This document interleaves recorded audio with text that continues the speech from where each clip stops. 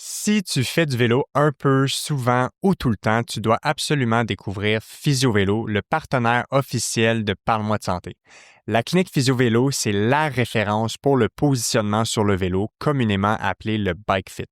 C'est une équipe de physiothérapeutes passionnés et à la fine pointe des connaissances pour te rendre confortable sur ton vélo, peu importe le type de vélo que tu as.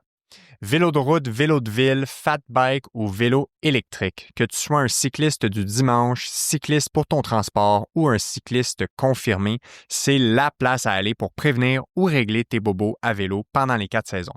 Imagine avoir accès à des experts de la mécanique du vélo et de la mécanique du corps humain au même endroit. C'est exactement ça l'ADN de leur équipe. Alors, si toi aussi tu fais un peu ou beaucoup de vélo, appelle chez Physio Vélo dès maintenant pour voir comment ils peuvent t'aider. Tous les détails sont dans la description de l'épisode d'aujourd'hui. Re-bienvenue à Parle-moi de santé, ici Alexis Goujon, physiothérapeute pour un autre épisode aujourd'hui. On parle d'un sujet captivant, intéressant et surtout important. On va parler de pseudo-médecine. Pour l'occasion, je reçois Anthony Bertrand-Grenier, qui est vraiment un expert dans le domaine, fait de la recherche sur le sujet. C'est vraiment son champ d'expertise, donc vraiment un habitué du sujet, une médare de connaissances. On va parler de science, de pseudo-science. Qu'est-ce qui distingue ces mondes-là? Et surtout, on va parler de pseudo-médecine. Qu'est-ce que c'est? Est-ce qu'il y a des exemples de ça? Comment on fait pour les reconnaître, les dépister? Est-ce qu'on peut aiguiser notre sens d'autocritique pour un peu être à l'affût de ce que c'est la pseudo-médecine? Donc, vous allez voir vraiment un sujet assurément qui peut faire réagir les gens, évidemment, mais c'est un sujet d'important. C'est d'intérêt général. Ça a un impact sur la santé publique. Donc, je veux m'assurer que les gens aient des connaissances pour pouvoir faire un choix éclairé pour leur santé quand ils consultent différentes personnes dans le grand milieu de la santé. Donc, voilà, sans plus attendre, je vous laisse apprécier cette conversation avec Anthony Bertrand-Grenier.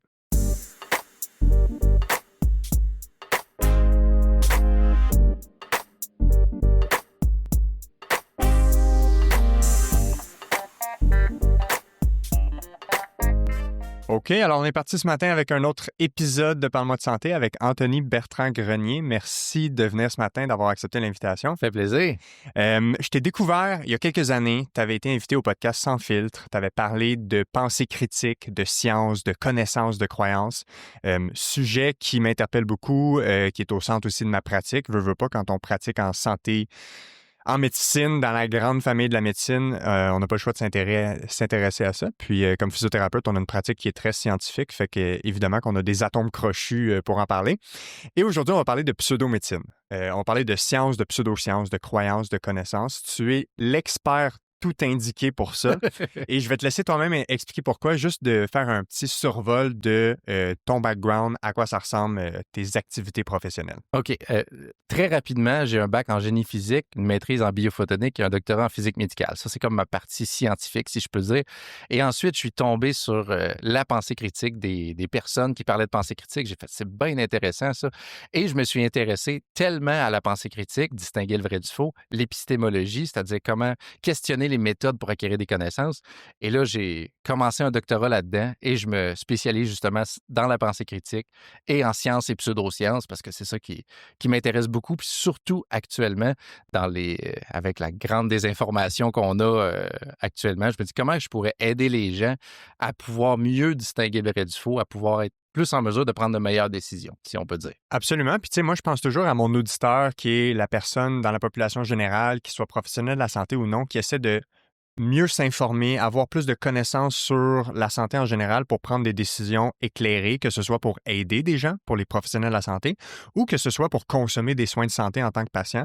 Puis je pense que l'épisode d'aujourd'hui va vraiment être un bon guide pour ça, d'amener les gens à aiguiser leur pensée critique dans le milieu de la santé, à savoir qu'est-ce qu'il y a de l'allure quand on se fait dire par un professionnel de la santé ou quand on consulte, quand on lit sur Internet, quand on suit des experts sur les médias sociaux. Puis je parle tout de suite de ton livre parce que tu es aussi auteur qu'on a devant nous pour les personnes qui écoutent en vidéo. Donc, Guide ultime pour distinguer le vrai du faux, qui est un livre que j'ai pas encore lu. Fait que je peux pas dire qu'il est excellent, Non. mais par ta réputation, je suis sûr. Puis, bref, les gens pourront le lire. Je vais le mettre dans la description de l'épisode d'aujourd'hui. Fait que si les gens veulent le commander, le louer à la bibliothèque ou peu importe. Oui, exact. Donc, tu as dit un mot qui est un peu compliqué. Tu as parlé d'épistémologie. Ouais. c'est quoi Ouais. l'épistémologie? C'est un peu un mot savant, là, mais en fait, c'est vraiment questionner les méthodes pour acquérir des connaissances. Puis c'est quoi une croyance, c'est quoi une connaissance, comment distinguer les deux, puis comment se rapprocher de la vérité. Puis l'épistémologie étudie ça. Évidemment, elle étudie qu'est-ce que la science, c'est quoi une pseudoscience. Et donc, l'épistémologie, en gros, là, c'est vraiment ça. C'est vraiment questionner les méthodes pour acquérir des connaissances et comment se rapprocher de la vérité, si on peut dire. C'est quasiment comme la science qui étudie la science. Oui, ouais, c'est la science qui étudie la science. On peut dire ça. Ouais, Oh, ouais, exact. c'est Ou vraiment la ça. science qui étudie, c'est quoi les méthodes qu'on utilise pour essayer de se rapprocher des connaissances, Ouais, des ouais, vérités. ouais, exact. Puis je voulais le mentionner en introduction, là, tu sais, quand on parle de pseudo-médecine, de pseudosciences, c'est un sujet qui fait très réagir les gens. Oui, Tu sais, c'est ouais. très réactif, Ouais. mais c'est un sujet qui est important parce que tu sais, c'est d'intérêt général pour aider le public. Comme j'ai dit, je veux que les gens puissent faire des choix éclairés pour leur santé. Donc, pour moi, je considère que de parler de pseudo-médecine, de pseudosciences, c'est d'intérêt pour la santé publique. C'est un Absolument. sujet qui touche la santé Tout à fait. publique. Puis le sujet qu'on va aborder aujourd'hui, évidemment, c'est pas juste des opinions. Non. Toi, dans le cadre de tes recherches, tu t'es intéressé à ça. C'est ce que tu as appris à mieux comprendre. Fait que ce que tu vas apporter aujourd'hui, c'est entre autres le cadre de tes recherches et au meilleur de notre interprétation de la littérature scientifique. C'est ça, exactement. Donc, ça peut un peu donner le contexte pour les Ça gens. peut donner le contexte, puis je veux dire, ce qu'on dit là, peut-être que ça peut changer aussi dans 10 ans, dans 15 ans. Exactement. C'est la beauté de la science. Oui, c'est la beauté de la science, absolument. Ça, c'est drôle. La science peut se tromper et une pseudoscience peut atteindre la vérité par hasard sans s'en rendre compte. C'est un Ouais. peu étrange à dire, mais Effectivement. c'est vraiment ça. On va définir c'est quoi les deux Ouais. après. Là. Fait que maintenant qu'on a défini l'épistémologie, dans l'épistémologie, on essaie de distinguer c'est quoi une connaissance et c'est quoi une croyance. Fait qu'avant de parler de pseudomédecine, il faut essayer de mettre les bases là-dessus. Fait que peux-tu nous aider, nous éclairer là-dedans? La croyance, c'est simplement penser que quelque chose est vrai. Donc, admettons, si je dis que je crois aux licornes, ben, je considère vrai la proposition, les licornes existent, par exemple. Mais ça ne veut pas dire que c'est vrai. Croire à quelque chose, ça ne veut pas dire que c'est vrai. Mais moi, je pense que c'est vrai. Contrairement à une connaissance, ça, c'est atteindre la vérité avec une preuve, si on peut dire. Donc, admettons, si je dis, tu as 20 dans tes poches et que tu avais vraiment 20 dans tes poches, est-ce que c'est une connaissance? Non, parce que j'avais pas de preuve que c'est ça. Je suis tombé sur la vérité par hasard. Mais si j'ai vraiment des preuves, tu sais, je t'ai vu mettre 20 dans tes poches, ben la connaissance que j'ai, c'est que je t'ai vu mettre 20 dans tes poches, donc tu dois avoir au moins 20 dans tes poches, à moins que tu sois un magicien quelconque. Là. Mais admettons, là, c'est un exemple un peu bidon, mais quand même. Au sens que la connaissance, c'est atteindre la vérité en étant justifié avec une preuve, et une croyance, c'est penser que c'est vrai, mais ça ne veut pas dire qu'on atteint la vérité. Donc, quelqu'un pourrait avoir une croyance et finalement, c'est réellement une connaissance. C'est juste qu'au meilleur de sa compréhension, il n'y avait pas une méthode pour être arrivé à cette connaissance-là. Ouais, ben, je vais plus dire une croyance qui atteint la vérité, OK. mais si, le jour que ça va être justifié, qu'il va y avoir une preuve, là, ça va devenir une Ça connaissance. devient une connaissance Ouais. quand on a établi une méthode rigoureuse Exact. qui permet d'arriver à cette connaissance-là. Exact. OK, intéressant. Puis, si on essaie de distinguer la science de la pseudoscience, parce que je pense que quand les gens parlent de pseudoscience ou quand les gens sont réactifs à ce terme-là, c'est qu'ils ne comprennent pas exactement qu'est-ce que c'est la définition. Exactement. Mais dans le fond, la science, je pourrais dire que c'est une méthode pour acquérir des connaissances. En une phrase, là, on pourrait dire ça, c'est tenter d'expliquer le monde, tenter d'expliquer les phénomènes qui nous entourent, en essayant, dans le fond, de se rapprocher de la vérité, limiter nos biais, si on peut dire. La pseudoscience, c'est affirmer que quelque chose est vrai ou efficace sans avoir suffisamment de preuves. Donc, une pseudoscience, quelqu'un, si admettons, moi, je vais dire que, je sais pas, si je fais une imposition des mains, ça va guérir le cancer, ben c'est de la pseudoscience. Pourquoi? Parce que j'ai clairement pas suffisamment de preuves pour dire que ça, c'est capable de guérir le cancer. Ouais. Mais la science va nous aider à pouvoir être en mesure de... Est-ce que c'est vrai, ça? Est-ce que c'est possible de faire ça? Puis dans le fond, une pseudoscience n'a pas passé les tests de la science. Ça n'a pas réussi. Soit ils ne l'ont pas fait encore, soit ça a été fait puis ça a été réfuté, soit ça a été fait puis les données ne sont pas suffisantes, pas au-delà de l'effet contextuel ou du placebo, par exemple, qu'on va sûrement reparler plus tard. Donc, comment tu fais pour distinguer ou catégoriser quand quelque chose est affirmé? Fait que prenons ton exemple, si je mets mes mains au-dessus de quelqu'un, je peux la guérir du cancer. S'il y a des études qui ont été faites, puis ils n'ont pas été capables de démontrer que c'était vrai, exact. Mais ils n'ont pas nécessairement été capables de démontrer que c'était faux. Comment on positionne ça? Ça reste de la pseudoscience. Pourquoi? Parce que la pseudoscience, c'est lorsqu'on affirme que c'est vrai ou que c'est efficace, mais que c'est pas prouvé encore. Si, par contre, une personne dit, écoute, je vais essayer une imposition des mains, je sais pas si ça marche, on va essayer, ben, c'est pas de la pseudoscience. C'est un peu étrange à dire, mais je vais donner un exemple sur le yoga. Quelqu'un qui fait du yoga pour faire de l'exercice, c'est pas de la pseudoscience. Quelqu'un qui fait du yoga pour guérir son cancer, c'est de la pseudoscience. Donc, tout revient à l'affirmation, Oui, exact. à ce que tu prétends que la chose C'est fait. exactement ça. Donc, en anglais, ils vont dire statement. Ouais, c'est mais vraiment ouais, c'est quoi la traduction de state? L'affirmation. c'est vraiment l'affirmation. l'affirmation. L'énoncé, la proposition ou l'affirmation. Donc, c'est vraiment dans le cadre. C'est pour ça que moi, j'aime bien dire que des fois, c'est des pseudo-scientifiques qui vont affirmer des énormités qui sont pseudosciences parce que c'est dans l'affirmation. Mais des fois, il y a des concepts qui font des affirmations. On va sûrement en reparler, là, peu Ouais. importe Ouais. les concepts. Là. Mais enfin, donc Fait que tout est vraiment dans l'affirmation. Ouais. En anglais, soit le statement ou le claim. Tu sais, Ouais, les gens ils c'est vont ça, avancer une proposition. Exactement. OK, donc ça, c'est vraiment intéressant pour le distinguer. Puis dans la science, là, tu as parlé d'une méthode. Ouais. C'est-à-dire que des fois, les gens vont avoir tendance à dire, tu sais, la science, c'est une façon de voir les choses, Ouais. mais qu'il y a d'autres façons ou que, tu sais, des fois, même les gens, ils pourraient frôler à dire la science, c'est comme une religion, tu sais, alors qu'au final, la science, c'est juste une stratégie, une méthode organisée pour essayer de réduire, limiter le plus possible nos erreurs Exact. quand on essaie de comprendre le monde Tout et à les fait. phénomènes. Tout à fait. Il y a des principes clés Ouais. scientifiques. Il y en a 4 principes clés Ouais. qui nous permettent de décrire la méthode scientifique. Ouais, Peux-tu ben, nous dans le fond, parler c'est- brièvement? En fait, on appelle ça l'éthos de la science, ETHOS. C'est, dans le fond, qu'est-ce qui fait que ces 4 concepts-là, qu'est-ce qui fait que la science est une méthode si fiable que ça? Qu'est-ce qui fait que la science est plus fiable que mon intuition ou même ma propre expérience personnelle? Donc, ça répond à la question pourquoi la science est la meilleure méthode actuelle pour Exact. répondre à acquérir des connaissances. Exactement. Donc, les 4 points, c'est un, désintéressement, c'est-à-dire les scientifiques, les personnes qui vont faire, dans le fond, la méthodologie, ils doivent suivre les preuves, peu importe le sens des preuves. Ils doivent être prêts à changer d'avis selon les preuves. Ouais. Ça, c'est la première chose. Deuxième chose, ils doivent mettre leurs données accessibles à tous. Si, par exemple, quelqu'un qui dit qu'il a réussi à inventer un réacteur à fusion dans son sous-sol, puis qui dit « je ne veux pas le partager parce que je ne veux pas me le faire voler », ben c'est pas scientifique. Pour être scientifique, il doit le partager. Troisième chose, il doit avoir des experts du domaine qui corrigent qu'est-ce que la personne a fait. Donc, si qui que ce soit, dans certains concepts pseudo-scientifiques, il y en a qui ne veulent pas passer les tests de la science, qui ne veulent pas avoir des revues par les pairs parce qu'ils se doutent bien que ça ne fonctionnera pas nécessairement. Mais il doit avoir ce concept-là que des gens doivent vérifier qu'est-ce qu'on fait. Et la quatrième chose, et non la moindre, c'est on doit se concentrer sur le contenu et non le contenant. C'est-à-dire, si, admettons, moi, je vois un prix Nobel qui dit quelque chose et un enfant qui dit autre chose, je ne dois pas me fier à leur titre ou leur autorité, je dois me fier au contenu de ce qu'ils disent. Quelles sont les preuves qu'ils avancent? Donc, il faut limiter l'appel à l'autorité, si je peux dire. Ouais. Donc, c'est les 4 concepts qui font que n'importe qui peut critiquer les études, n'importe qui peut faire avancer la science tant qu'on a des preuves.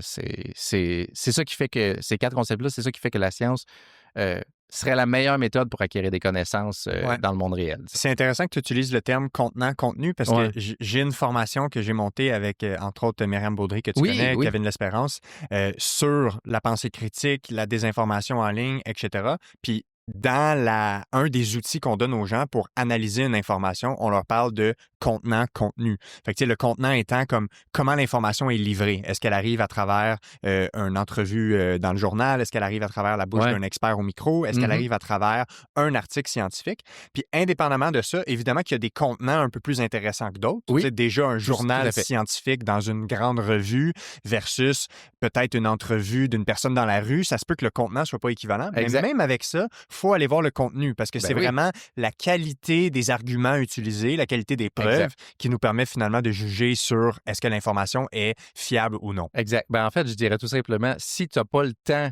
de vérifier si c'est vrai, tu peux croire le contenant. Donc, tu vas t'assurer que le contenant est le meilleur, si je peux dire. Mais si tu veux vraiment savoir, acquérir des connaissances, là, tu vas regarder le contenu. C'est ça. Parfait. Donc, ça, c'était les 4 principes de la science. Mm.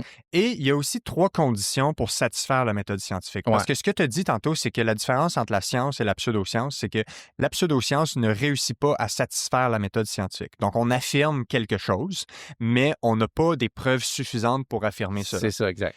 Les preuves suffisantes doivent répondre à ces 3 conditions-là Ouais. de la méthode scientifique. C'est Ouais. quoi ces 3 Ouais. conditions-là? Ces 3 conditions pour, en fait, on appelle ça pour être une hypothèse, en fait. Ouais. Pour que ce soit une hypothèse scientifique, donc, elle doit être observable, elle doit être testable. On doit être en mesure de pouvoir l'observer, la tester, l'expérimenter. 2, elle doit être réfutable. On doit être capable de trouver une façon de dire qu'elle pourrait être fausse. Mhm. Un exemple, c'est la psychanalyse. La psychanalyse, pourquoi elle est considérée comme pseudo-scientifique? C'est qu'on n'est pas capable de réfuter les hypothèses de psychanalyse.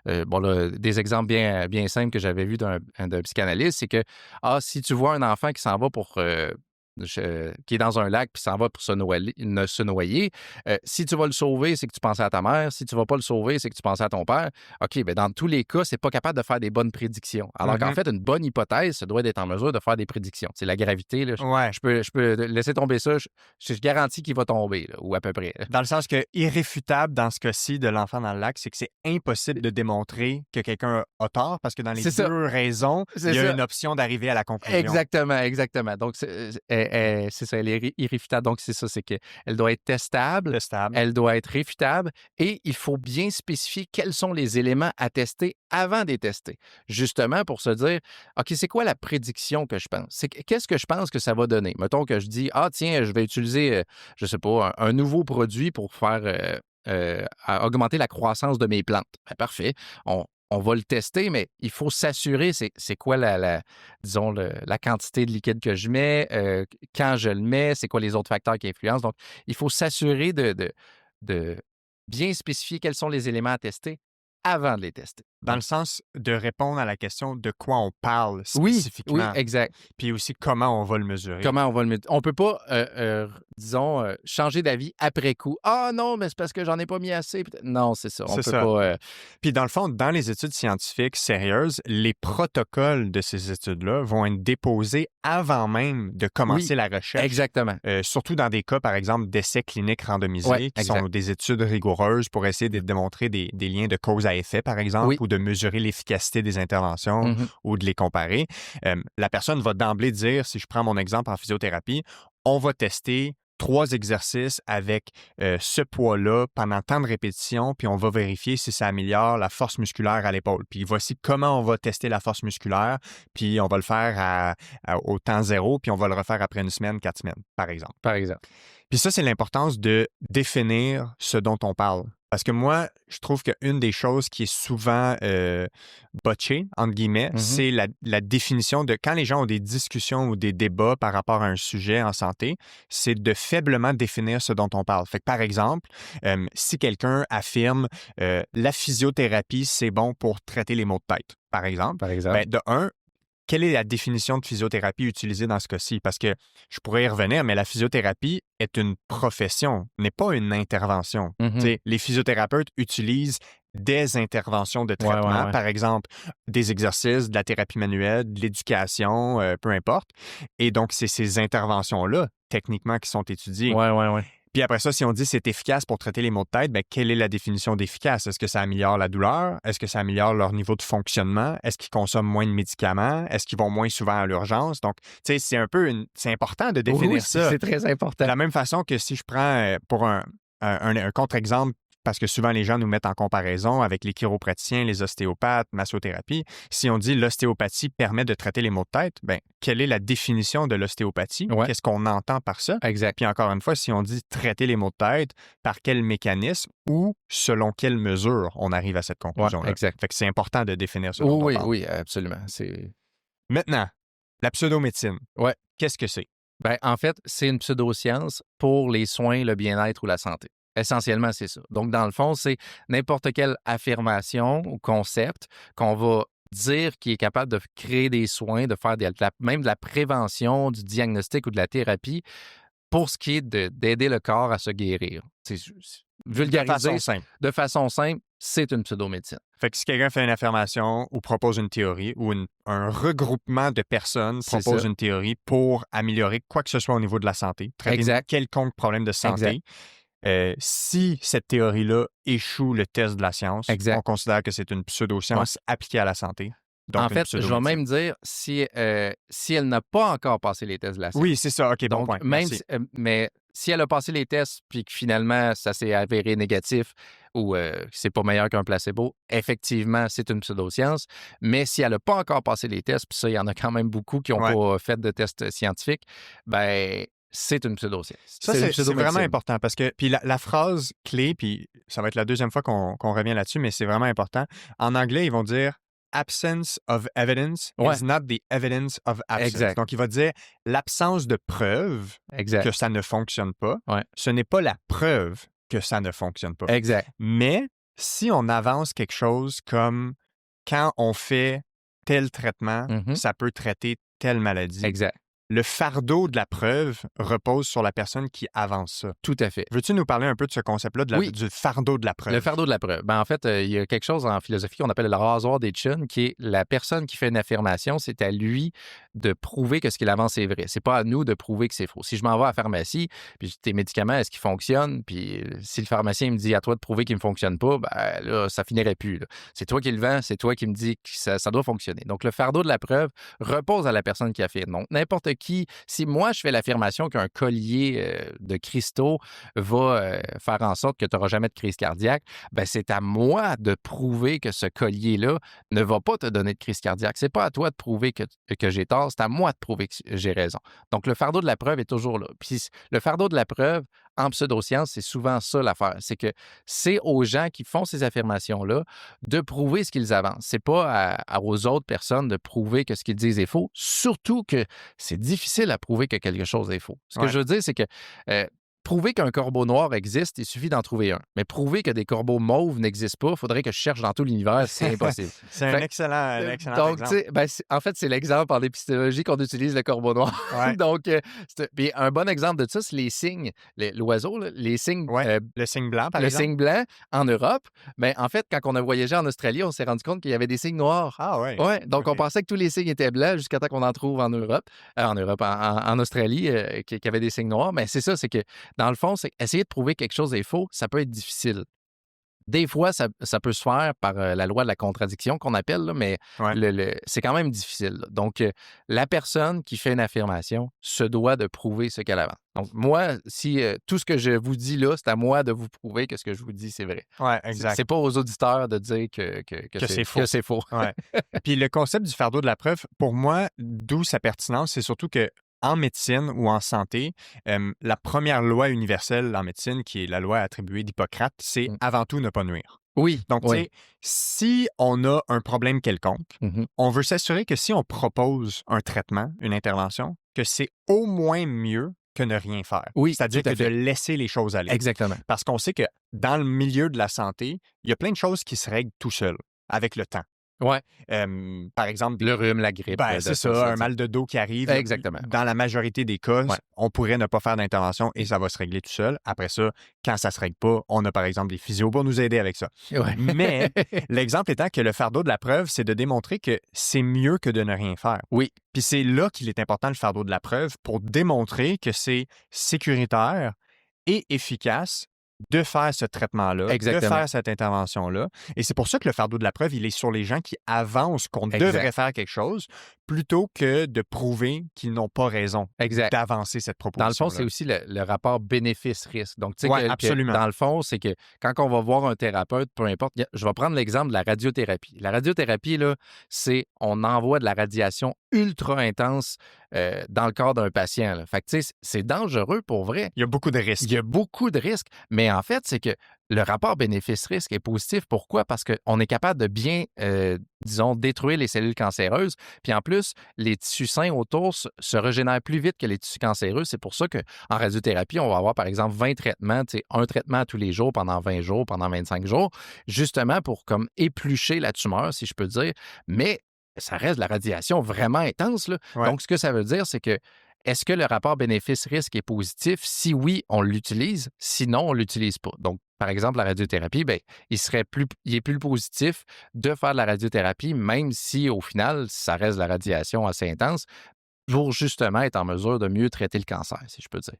Puis ce qui est intéressant avec le rapport risque-bénéfice, c'est que comme c'est comme une division, tu sais, Ouais, la valeur le numérateur puis le c'est dénominateur ça. là, est très importante dans le calcul parce que plus il y a de risques à une intervention, pour aller de l'avant, il Ouais. faut vraiment que les bénéfices soient Exact, majeurs. exact. Et plus il y a de petits bénéfices à une intervention, ça prend pas beaucoup de risques pour dire que ça vaut pas la peine. Exactement. Tu sais, fait qu'il y a ce concept-là, des Ouais. fois, je pense, qui est mal maîtrisé, compris, ou que peut-être les gens n'ont pas ce raisonnement-là naturel. Là, Non, tu sais. exact. Puis en fait, ça revient un peu aussi les dangers de la pseudoscience parce que je me rappelle durant le temps de la COVID, il y avait un collier, je sais pas si, je pense que c'était en Suède, qu'il disait que c'était pour se protéger contre la 5G parce qu'il y en a qui croyaient que les Mhm. vaccins allaient nous implanter des puces et tout, pour se rendre compte que le collier était radioactif. Ah ouais, hein? Donc, des fois, tu sais, mettons un collier qui se vend comme ça puis qui a aucun risque, ben, il n'y a pas de bénéfice, mais il n'y a pas de risque non plus. Mais celui-là, il y avait des risques en plus que ça apporte même pas de bénéfice. Donc, non seulement c'était une affirmation pseudo-scientifique, mais en plus, le risque était bel et bien supérieur au bénéfice. Donc, Ouais. c'est encore pire rendu là. En santé, là, dans le monde de la pseudomédecine ou dans les différentes pseudosciences, une des choses qui est souvent avancée, c'est il n'y a aucun risque à ce que je te propose. Ouais, Tu comprends? ouais. Qu'est-ce que tu penses de ça, toi, l'idée qu'un soin de santé, un traitement, pourrait avoir absolument aucun risque? Est-ce que c'est possible? En fait, je sais pas si c'est possible parce que maintenant que je suis dans le domaine, là, je vois tellement de risques des pseudomédecines, ne serait-ce qu'il y en a qui vont faire de la pseudomédecine plutôt qu'aller en médecine. C'est-à-dire, c'est un soin alternatif, si je peux dire, mais les études ont montré que on a 6 fois plus de chances de décéder dans le cas d'un cancer si on fait pas de médecine, si on fait de la pseudomédecine, pardon, Ouais. plutôt que la médecine en tant que telle. Il y en a qui vont dire, je vais faire ça en complément, c'est-à-dire que je vais faire la médecine et en même temps, je vais utiliser des produits naturels, par exemple. Mais on se rend compte qu'il y a des produits naturels qui peuvent influencer la chimiothérapie et ça amène plus de risques d'utiliser les deux en même temps. Mhm. Il y en a même qui vont se dire, je vais aller voir un magnétiseur, par exemple. Puis lui, il va guérir mon cancer pour se rendre compte que ça n'a pas fonctionné. Je vais donner un exemple c'était Steve Jobs qui avait été diagnostiqué d'un cancer puis a décidé de traiter ça par l'acupuncture puis des jus de fruits, il me semble. Puis ben, son cancer a progressé pendant les 6 mois ou les mois qui ont suivi. Donc, ça l'a retardé à aller faire la médecine. Il a quand même fait la médecine plus tard, mais ça l'a quand même retardé. Donc, il y a quand même des risques à aller vers des soins qui sont pas prouvés, qui sont efficaces, versus se dire, OK, est-ce qu'il y a d'autres traitements qui pourraient réellement, qui sont vraiment meilleurs, par exemple, que le placebo, Ouais. pour surtout quand c'est disons, une pathologie qui est vraiment grave. Là. Ouais. Puis des fois, on peut juste avoir un petit mal de ventre, mais finalement, ce mal de ventre-là se rend compte d'avoir une maladie beaucoup plus grave. Puis si on ne va pas consulter en médecine, puis qu'on va juste consulter d'autres thérapies, ben, c'est là que les dangers peuvent être là. Donc, me dire ça, puis en plus, ben, tant mieux si les gens, ça leur fait du bien, là, mais c'est plus que s'il n'y a aucun rapport bénéfice-risque, moi, je vois pas l'intérêt, en fait. Mais ça, Ouais, c'est absolument. moi. C'est en tant qu'individu, là. C'est pas en tant que. Je veux pas propager ça nécessairement pour le. Ben, tu sais, pour moi, c'est un petit drapeau rouge dans l'analyse critique si on essaie de comprendre est-ce que quelque chose a de l'allure ou non quand on Ouais. entend ça, que ce soit sur les médias sociaux ou autres. Parce que, tu sais, quelqu'un qui affirmerait que son intervention n'a aucun effet secondaire possible, Ouais. aucun risque possible, ben, tu sais, prendre de l'eau, là, Ouais. il y a un risque possible Oui. avec une certaine dose. Oui. Dans le sens que boire excessivement trop d'eau, par exemple dans un contexte sportif ultra-endurance, tu as un risque d'hyponatrémie. Tu sais, tu peux avoir un risque d'avoir pas assez Je de savais sel. pas ça. Oui, absolument. OK. Fait que boire trop d'eau, c'est des fois un problème dans le sport quand c'est de façon excessive. Parce que là, on peut avoir vraiment un débalancement au niveau des Ça me électrolytes. fait penser à tout est poison, rien n'est poison, c'est la dose qui fait le poison. Exactement. Fait que dans ce concept-là, une des questions que j'ai souvent, c'est si l'eau peut être problématique dans un certain contexte très spécifique. Puis on s'entend, c'est rare, là. Oh oui, c'est oui, rare. oui, oui, c'est rare. Tu sais, l'hyponatrémie, le manque de sodium, c'est une complication qui est rare, mais qui est grave quand ça arrive. Mais si l'eau peut avoir une dose poison, comment expliquer que ton intervention, ton Ouais. traitement n'aurait aucun effet secondaire potentiel? Ouais. Si l'eau est comme le saint graal de la Ouais, ouais. molécule sur la Terre, dans le sens que c'est essentiel à la vie. Le corps humain en est composé. Tu sais, si même l'eau peut être problématique et a un effet secondaire potentiel, J'imagine pas le reste. ben c'est ça. Fait que, puis, tu sais, tu dois connaître, je ne sais pas si tu connais Dr. Mike. Non, je OK, connais c'est pas. un médecin de famille aux États-Unis. OK, Puis c'est un des plus grands vulgarisateurs au niveau OK. de sa notoriété en termes de communauté. Il y a OK. vraiment beaucoup de monde qui le suivent. Mhm. Excellent médecin pour la pensée critique, pour la OK, j'irai pseudoscience, voir ça, etc. j'irai Ouais, voir ça. Dr. Mike. Puis sa phrase, c'est tout le temps, si le traitement qu'on te propose n'a aucun risque, aucun effet secondaire possible, ben ça se peut qu'il n'y ait aucun effet thérapeutique. OK, Dans le sens que s'il n'y a pas d'effet secondaire, ça veut juste dire possiblement qu'il n'y a même pas d'effet. Point. OK. Moi, Fait que j'avais t'es- vu, c'était des personnes en France, un médecin en France qui avait dit si quelqu'un vous propose un remède sans conséquence, sans rien, Sans risque, sans etc. risque, mais c'était pour le cancer, il a dit c'est soit quelqu'un qui vous ment, soit Mhm. quelqu'un qui connaît rien, soit qui a quelque chose à vous vendre, et parfois les trois en même temps. Oui, c'est ça, c'est un bon point. Ouf! Ben, c'est un bon point. C'est un Oh, genre ouais, ouais. de petit outil d'analyse. Oui. Donc là, tu nous as défini ce que c'est la pseudomédecine. Donc, Mhm. grosso modo, quand une pseudoscience est appliquée à traiter quelque chose. Ouais. Ce serait quoi tes... Tu sais, là, je viens d'en nommer un petit drapeau rouge tu sais, Ouais. à surveiller. Ce serait quoi tes top 2 ou 3 drapeaux rouges qui te permettent de reconnaître une pseudomédecine? OK. Je dirais que, en fait, c'est sûr, le top 1 va rester l'analyse scientifique, mais on Mhm. s'entend que pas tout le monde qui va aller vérifier dans les banques de données scientifiques, mais si déjà on fait une petite recherche liste pseudomédecine et elle en fait partie, c'est un géant red flag. Si elle fait partie des médecines complémentaires, alternatives, non conventionnelles aussi, parce qu'en fait, la définition de médecine non conventionnelle, médecine alternative et médecine complémentaire, ça fait malheureusement partie des pseudomédecines. Ce que je veux dire, c'est que c'est comme si on a appelé ça comme ça pour ne pas blesser des gens plutôt que les mettre en des pseudosciences, pseudomédecine. C'est ce que je me suis rendu compte avec les études, là. Mais c'est pas des médecines complémentaires. Parce qu'en fait, si on se dit qu'une médecine complémentaire est efficace, elle sera intégrée à la médecine. Exact. En une phrase, là, Exactement. ce sera ça. Donc, je dirais ça serait un autre red flag. Donc, si quelqu'un se présente comme ça, si j'avais d'autres choses, c'est quand des petites recherches Google, si déjà vous avez une page Wikipédia qui présente ça comme pseudosciences, pseudomédecine, médecine complémentaire, c'est un autre red flag. Donc, ce serait des petits red flags comme ça. Ça ne veut pas dire que dans l'absolu, ça serait une pseudoscience parce que des fois, il y a certaines choses qui peuvent peut-être fonctionner, mais dans le sens que ce serait des exemples de choses que je pourrais dire. Si aussi les sites web vous proposent des formations, là, ça commence à être un petit peu spécial. Là, mais Puis, tu sais, tu as parlé de médecine alternative, Ouais. médecine complémentaire. Je pense que ça, c'est important de faire du pouce là-dessus. Tu sais, la médecine, dans le fond, Ouais. c'est l'ensemble des choses qui ont été démontrées scientifiquement efficaces pour traiter les problèmes de santé. Exact. Tu sais, de façon simple. De façon simple, c'est ça la médecine. C'est ça. Donc, quand on parle de médecine alternative ou de médecine complémentaire, c'est comme si les scientifiques avaient décidé d'exclure d'autres choses Ouais. qui fonctionnent bien. Pour quelle raison, dans ce cas-ci? C'est comme s'il y a des traitements qui fonctionnent réellement, mais les scientifiques ou les médecins ou la médecine en général, les professionnels qui pratiquent dans le monde de la médecine, ont décidé d'omettre cette partie-là. Et là, il y a d'autres personnes qui, eux, peuvent offrir cette médecine alternative ou complémentaire. Ouais, c'est ça. Fait que, tu sais, dans l'optique de si c'est efficace et Ça que va ça être- marche réellement, il n'y a aucun médecin qui se priverait d'une Exactement. intervention efficace Exact. ou aucun professionnel de la santé. Exact. Puis en fait, ça porte mal son nom. Par exemple, médecine alternative, c'est pas de la médecine, puis c'est pas alternative. Parce que c'est pas un bon, disons, c'est pas une bonne alternative à aller en médecine.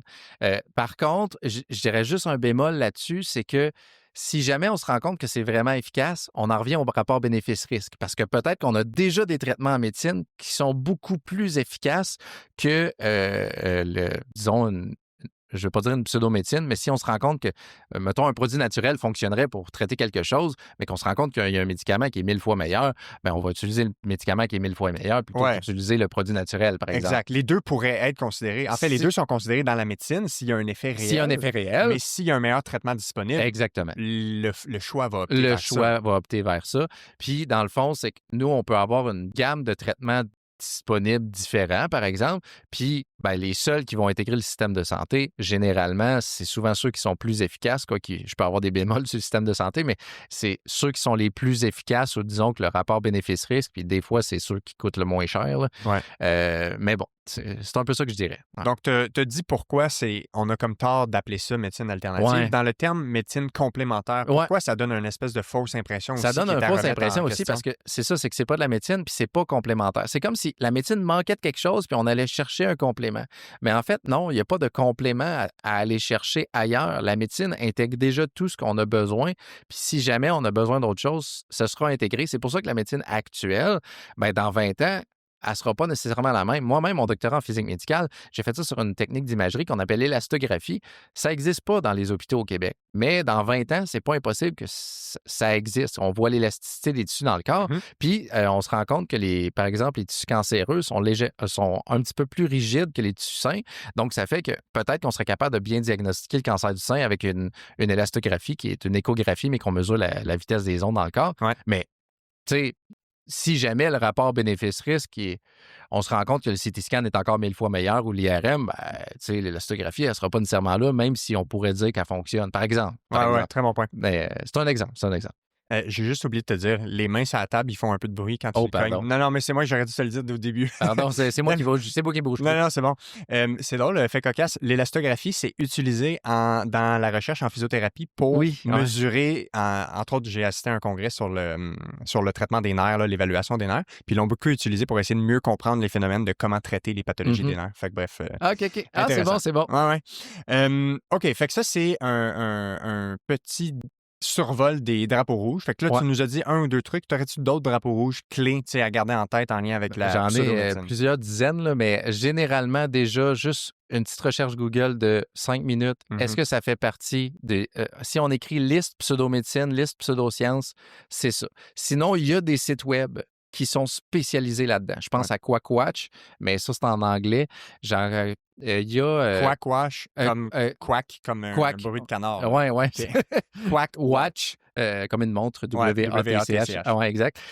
Sinon, en France, il y a le laboratoire zététique d'Esprit critique qui est en français, qui est vraiment bien fait, qui, eux, sont spécialisés de pseudosciences. Puis, je dois dire que beaucoup ce que je vais vous dire là, je me base non seulement sur leurs travaux, je me base sur les travaux il s'appelle Richard Monvoisin, je me base sur Bernard Ernst, qui lui est en Angleterre, il me semble c'est un Allemand. Puis il est un des grands chercheurs en pseudomédecine. Ah oui, c'est un des plus grands chercheurs là-dessus, mais niveau scientifique, niveau épistémologique, il y a Hanson, H-A-N-S-S-O-N. Mais bon, des red flags, je dirais, si ça fait déjà partie des listes de pseudosciences, pseudomédecine, il y aurait ça. Aussi, si on utilise des termes qui sont de l'enfumage, là, le médecine quantique est très à la mode, les soins énergétiques aussi. Ça, pour avoir un doctorat en physique, là, ça me... Médecine quantique, là, c'est soins énergétiques, là, ça aussi, ça, je peux clairement catégoriser ça dans les pseudomédecines. Ça ne fit pas, en fait. C'est quantique, ça ne fit pas. Puis aussi, encore une fois, si on avait une discussion avec des gens qui avanceraient ce type de termes-là, à la question des définitions, souvent, ça échoue le test. C'est-à-dire de définir qu'est-ce que c'est une médecine énergétique. Les définitions en soi ne vont pas tenir. Exact. Prenons l'exemple de la médecine quantique. Si quelqu'un me définit correctement les termes médecine et quantique, il va se rendre compte que les deux n'ont pas de lien ensemble. Par exemple, la médecine, c'est les connaissances issues de la science pour la prévention, le diagnostic et les traitements des maladies. Mais qu'est-ce que le quantique? En fait, quantique, ce que ça veut dire, c'est que l'énergie est quantifiée. Dans les atomes, les électrons, les photons et tout, c'est que l'énergie suit une certaine quantification et ne peut pas avoir un entre-deux. Tu sais, les électrons passent comme d'une échelle d'énergétique à un autre. Et c'est proportionnel à la fréquence. Ça, c'est ça un peu le terme quantique. Puis là, par exemple, quantum ou peu importe, c'est l'énergie la plus basse qu'on pourrait avoir. Bon, peu importe. Ça, c'est vulgarisé, mais très rapidement. Mais c'est pour ça que médecine, quantique, ça ne fit pas ensemble. Ça n'a pas de lien. Pourtant, à la radiothérapie, on utilise des photons, des électrons et tout, mais on n'utilise pas le terme quantique. Je comprends. Non, c'est bon.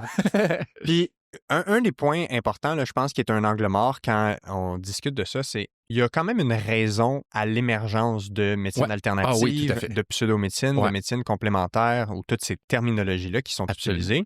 Tu sais, nous, on est ici au Québec, on a des énormes défis d'organisation, de gestion, puis d'application des soins de santé. Absolument. Ici, puis là, tu sais, on enregistre ça, on est fin octobre. En ce moment, il y a toutes les discussions de négociations avec les médecins. Ouais. Il y a eu les conventions collectives avec les infirmières. Il y a eu la Exact. création de Santé Québec. Donc, on sait qu'on est dans un moment charnière au niveau de la réorganisation du système de santé. Tout à fait.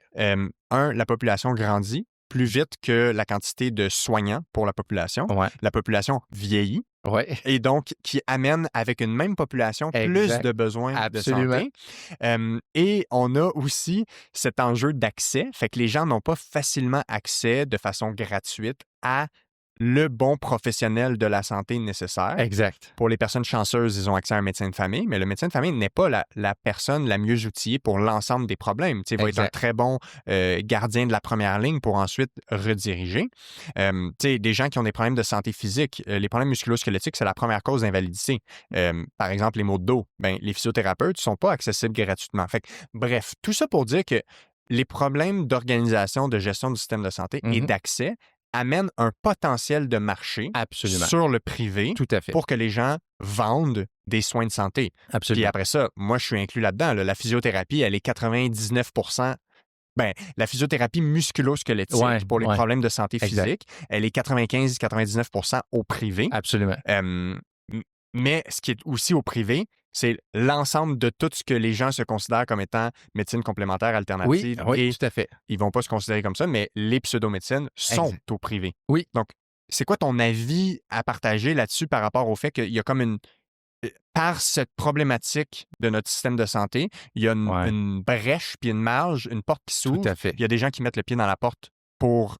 je ne vais pas dire en profiter, mais ça crée un marché. Je ne dirais pas en profiter parce que je suis convaincu que l'ultra grande majorité des gens qui font de la science de la pseudomédecine, ils sont de bonne foi. Exact. Eux, ils pensent que ça marche. Là, exactement. Puis la majorité des gens ne se lèvent pas le matin pour nuire aux gens. Ils pensent réellement qu'ils peuvent aider les gens. Quelqu'un qui vend ses produits naturels, il pense vraiment que ça peut guérir le cancer. J'en suis convaincu, il pense vraiment. Là, il y a des exceptions. Oui, il y a des gens moins il y a des gens, oui, mal des gourous, intentionnés. Mais la majorité, je suis sûr, ils sont de bonne foi. Puis j'aurais tellement à dire là-dessus, mais c'est ça. Moi, je fais une distinction entre la médecine, les connaissances issues de la science, et le système de santé. On a un système de santé ici, mais en Suisse, il y en a un autre. En France, il y en a un autre. Donc, on va ailleurs, ça va être différent. Au Japon, ça va être différent. Exact. Et c'est pour ça qu'il ne faut pas... Je ne veux pas dire qu'il ne faut pas associer le système de santé à la médecine, parce que même moi, je peux le faire, mais il y a une différence entre les connaissances issues de la science et le réseau politique d'établissement pour établir les soins de santé. Puis ça, il y a des problèmes là-dedans. Et évidemment, étant donné avec l'hypermédicalisation, avec le fait qu'on ait des numéros, qu'on n'est pas vraiment écouté, qu'on attend des heures et des heures et des heures, contrairement, par exemple, si je m'en vais voir un homéopathe, il va m'écouter pendant 1 heure, il va être avec moi, il va me suivre. Mon effet contextuel, l'effet placebo, là, il va être très, très fort. Puis crime, je vais me sentir écouté. Puis je tiens à dire, là, même si, au final, je peux être spécialiste là-dedans, je peux tomber là-dedans. Là. Je peux te faire avoir je aussi. peux me faire avoir. Personne n'est à l'affût de ça. Personne n'est à l'affût de ça. Je peux tomber dans une période vulnérable de ma vie que je me dis mais à coup, ça marche. Je peux très bien être ça. Puis si même moi, je suis comme ça, j'imagine pas l'ensemble de la population qui ne s'y connaissent pas en épistémologie. On s'entend, là, c'est normal là, de tomber là-dedans. Et des fois, je veux dire, ça va nous faire du bien. Là. Ça va nous faire du bien d'aller là. Donc, pour moi, je ne blâme pas les gens qui font la pseudoscience de bonne foi pour se dire, Colin, ils veulent du bien à la population, puis même la population qui vont là et qui se disent, ben regarde, le système de santé ne m'écoute pas, je veux aller là-dedans. Donc, c'est clair que, vu notre système de santé qui est loin d'être parfait, même s'il est quand même très bien, là, mais il est loin d'être parfait, et il va y avoir des gens qui vont aller consulter en pseudosciences et pseudomédecine. Donc, exact. Puis ça me fait penser à un article que je t'avais envoyé, le titre c'était The Dark Side of Musculoskeletal Health ou Care. Pourquoi des techniques inefficaces semblent fonctionner. Exact. Puis tu sais, c'est une revue très rigoureuse qui a été publiée au début de 2025. Puis tu sais, le contenu de cette revue-là, c'est simple, c'est à travers les études sur la chiropratique et l'ostéopathie, ils font vraiment l'état des études et ils analysent c'est quoi les mécanismes, les théories proposées, puis l'efficacité suggérée. Exact. Puis ils font une analyse critique de ça. Puis un des éléments qui était clair là-dedans, c'est que puis on pourrait inclure l'ensemble des sciences alternatives ou des médecines alternatives. Ah oui, on pourrait tout dans le domaine des médecines alternatives ou les gens qui vont appeler ça médecine complémentaire, il y a une chose que les gens offrent qui est mieux que ce qu'on offre des fois en médecine, c'est-à-dire du temps. Exact. De l'écoute, puis une impression d'avoir été vraiment pris en charge, encadré, des traitements, par exemple, pendant 1 heure ou pendant l'heure au complet, on se fait toucher, manipuler, traiter. Et ça a l'influence. Exactement, parce que le contexte amène des effets thérapeutiques aussi. On va en parler juste après. Là. Donc, c'est comme si on peut réussir à offrir ça, par exemple, dans le privé, qu'on ne peut pas offrir ou qu'on ne s'est pas donné les moyens pour offrir de façon satisfaisante dans notre réseau de santé. Et c'est pour ça que l'effet placebo est faible quand on va dans notre système de santé, mais qui est très fort quand on va voir des gens dans le privé. Oui, exact. Fait que là, ça nous amène dans la deuxième section que je voulais qu'on aborde, qui est toute l'idée des thérapies manuelles et le lien avec les pseudosciences. Puis je fais une petite intro là, parce que la thérapie manuelle, c'est pas spécifique comme terme, c'est-à-dire que ça englobe plein de choses, puis même pour moi, les études qui évaluent la thérapie manuelle, c'est un problème quand on s'arrête juste à la thérapie manuelle, parce qu'il faudrait définir de quoi on parle, parce que la thérapie manuelle, c'est juste l'utilisation des mains de quelqu'un pour avoir un effet thérapeutique quelconque. Mais après ça, les mécanismes par lesquels ça fonctionne ou pas, puis qu'est-ce qui est fait avec les mains concrètement, ça, c'est important pour comprendre de quoi on parle. Fait qu'il y a multiples mécanismes qui sont étudiés, pourquoi ça pourrait avoir un effet ou non. En physiothérapie, c'est très bien documenté les mécanismes que nous, on utilise pour déterminer la pertinence ou non de la thérapie manuelle pour traiter les troubles neuromusculo-squelettiques. Puis pour les gens qui sont intéressés, l'étude la plus intéressante récente, c'est celle que je t'ai envoyée dans la revue PLOS ONE de Keter, Bialowski et Chad Cook, que grosso modo, c'est la plus grande revue de toutes les revues systématiques sur les mécanismes de la thérapie manuelle. Et il ramène un peu les différents niveaux d'évidence qui supportent les différents mécanismes de la thérapie manuelle. Fait que, tu sais, de façon simple, les plus grands mécanismes démontrés sont sur le système nerveux ou les effets neurophysiologiques. Puis les effets mécaniques réels sont démontrés, mais la science est extrêmement fragile là-dessus. Alors que c'est souvent les effets mécaniques qui sont très, très, très mis de l'avant dans les différentes formes de thérapie manuelle, peu importe qui l'utilise.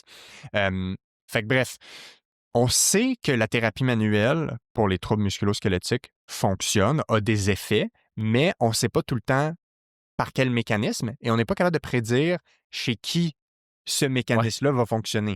Fait que tu sais, on voit avec Chad Cook, il disait on n'a plus besoin d'études pour voir si la thérapie manuelle fonctionne. On a besoin d'études pour démontrer comment ça fonctionne et comment prédire chez qui ça va fonctionner et par quel mécanisme ça fonctionne chez ces gens-là. Fait que la première chose que j'aimerais te demander, dans les approches en thérapie manuelle, ce serait quoi tes premières façons de valider si c'est pseudo-scientifique? En fait, c'est sûr, ça va dépendre des thérapies manuelles, mais pour ma part, il faut que ça batte le placebo. C'est quand même très difficile en thérapie manuelle parce que, dans le fond, battre le placebo, en science, on appelle ça, par exemple, des études en double aveugle. En double aveugle, ce que ça veut dire, c'est que le patient, il ne sait pas quelle thérapie qu'il a, ostéopathie, chiropratique, physiothérapie, quel type de thérapie en tant que tel. C'est plus des professions, là, mais tu comprends ce que je veux dire. Mais le patient ne sait pas. Et le thérapeute ne sait pas ce qu'il fait. Mais ça peut jamais arriver. On s'entend que le thérapeute, en général, il sait pas mal ce qu'il fait.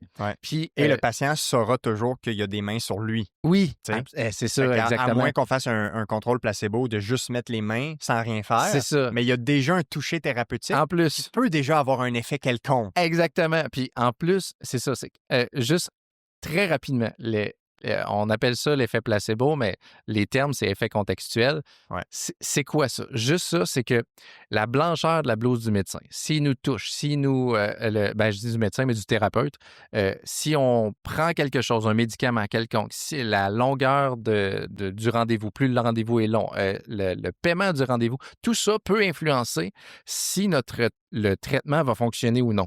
Pas le traitement, mais si notre douleur... Si on va ressentir un effet. Si on va ressentir un effet, c'est plus ça qu'on devrait dire, exact. Ouais.